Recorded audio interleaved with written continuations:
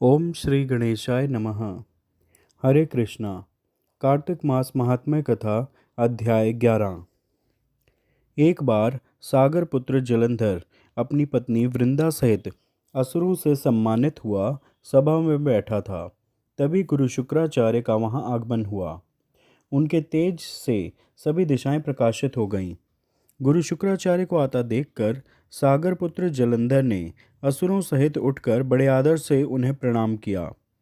गुरु शुक्राचार्य ने उन सबको आशीर्वाद दिया। फिर जलंधर ने उन्हें एक दिव्य आसन पर बैठाकर स्वयं भी आसन ग्रहण किया। फिर सागर पुत्र जलंधर ने उनसे विनम्रतापूर्वक पूछा, हे गुरुजी, आप हमें यह बताने की कृपा करें कि राहु का सर किसने काटा था। इस पर दैत्य गुरु शुक्राचार्य ने विरोचन पुत्र हिरण्यकश्यप और उसके धर्मात्मा पौत्र का परिचय देकर देवताओं और असुरों द्वारा समुद्र मंथन की कथा संक्षेप में सुनाते हुए बताया कि जब समुद्र से अमृत निकला तो उस समय देव रूप बनाकर राहु भी पीने बैठ गया। इस पर इंद्र के पक्षपाती भगवान विष्णु ने राहु का सिर काट डाला। अपने गुरु के मुख से इस प्रकार के वचन सुनकर जलंधर के क्रोध की सीमा न रही। उसके नेत्र लाल हो गए।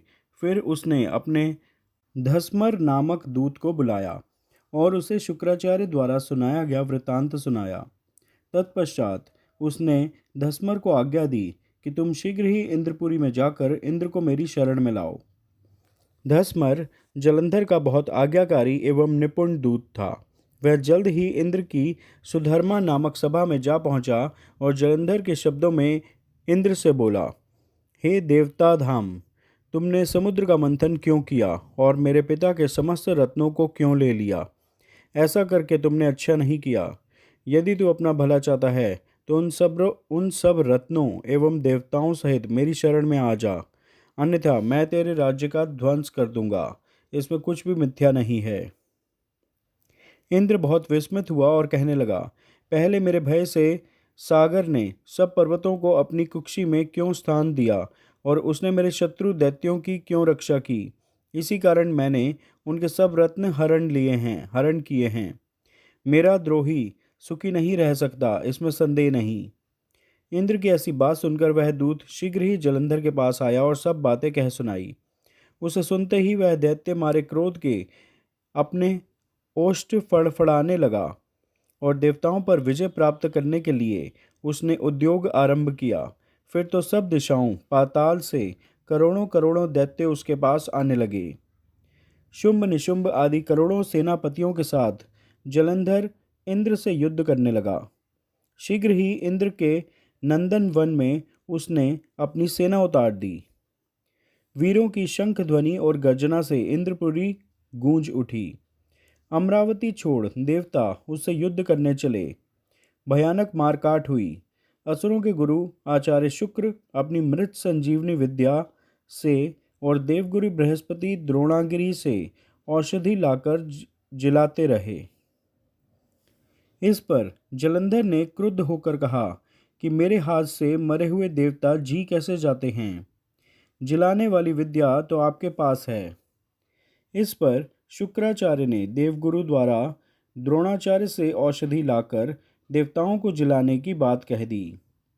यह सुनकर जलंधर और भी कुपित हो गया। फिर शुक्राचार्य जी ने कहा, यदि शक्ति हो तो द्रोणागिरी को उखाड़कर समुद्र में फेंक दो, तब मेरे कथन की सत्यता प्रमाणित हो जाएगी। इस पर जलंधर कुपित होकर जल्द ही द्रोणागिरी पर्वत के पास पहुंचा और अपनी भुजाओं से पकड़कर द्रोणागिरी पर्वत को उखाड़कर समुद्र में फेंक दिया। यह तो भगवान शंकर का तेज था, इसमें जलंधर की कोई विचित्रता नहीं थी। तत्पश्चात यह सागर पुत्र युद्धभूमि में आकर बड़े तीव्र गति से देवताओं का संहार करने लगा। जब द्रोणाचार्य जी औषधि लेने गए तो द्रोणाचल को उखड़ा हुआ शून्य पाया। वह भयभीत हो देवताओं के पास आए और कहा कि युद्ध बंद कर दो, जलंधर को अब नहीं जीत सकोगे। पहले इंद्र ने शिवजी का अपमान किया था। यह सुन देवता युद्ध में जय की आशा त्याग कर इधर उधर भाग गए। सिंधु सुत निर्भय हो अमरावती में घुस गया। इंद्र आदि सब देवताओं ने गुफाओं में शरण ली। कार्तिक मास महात्म्य कथा अध्याय 11 पूर्ण हुआ। श्रीमन्नारायण नारायण नारायण, श्रीमन्नारायण नारायण नारायण, भजमन नारायण नारायण नारायण, लक्ष्मी नारायण नारायण नारायण, सत्य नारायण नारायण नारायण, भजमन नारायण नारायण नारायण, श्रीमन्नारायण नारायण नारायण, लक्ष्मी नारायण नारायण नारायण, भजमन नारायण नारायण नारायण, सत्य नारायण नारायण नारायण।